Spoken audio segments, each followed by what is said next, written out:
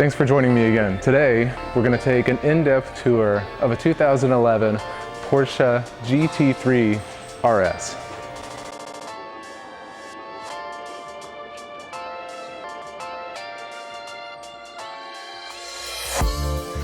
First, let's take a little bit of background and talk about what the GT3 even is. In 1999, Porsche released a series called the GT3, which was supposed to be basically a racing car. I mean, your typical Porsche is a road car and they're a wonderful, wonderful vehicle, but they wanted to appeal more to the track people, so they put out the GT3. Even the name GT3 comes from the class that it's supposed to race in.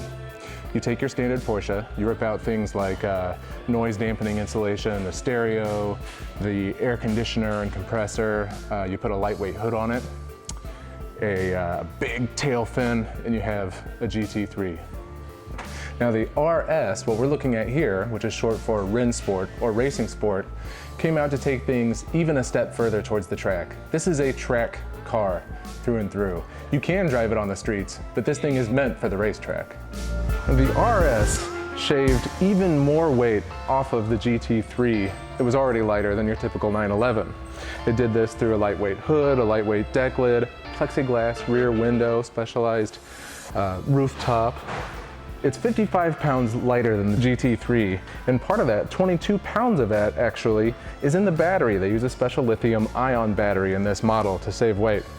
Now, of course, you can't claim to have a track car without some real power pushing it around. Let's see what we have under the hood here. You can barely see anything, but what's packed under here is pretty fierce.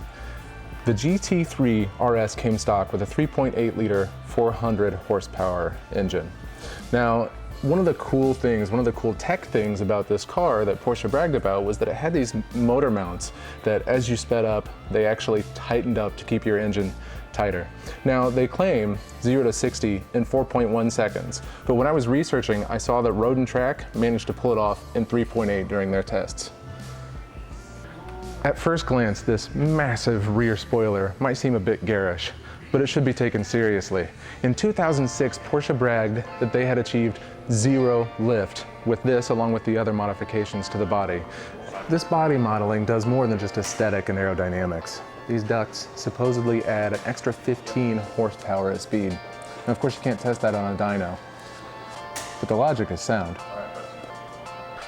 I've always loved the feel of a Porsche interior. I don't know if they're just designed for somebody exactly my size or what, but they just feel like they cup me and caress me in perfectly.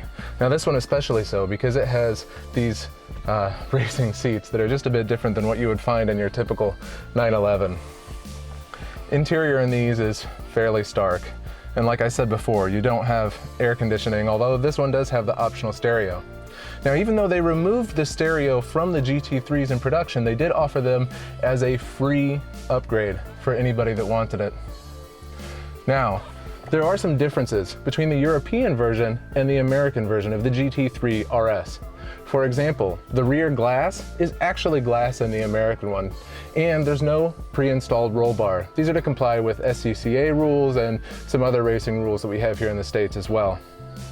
When it comes to fit and finish, Porsche has always stood out above the others. If you look at how the body panels fit together, the gaps are always just perfectly spaced all the way around the car. And I know it's a tiny, tiny nitpick, but that can't be said for some of the other exotics that you'll find.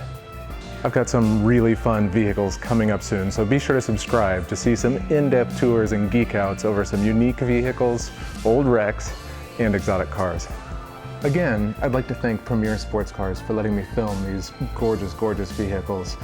Be sure to check out their stock at premiercars.com and let me know if there are any specific vehicles you'd like to see a tour of.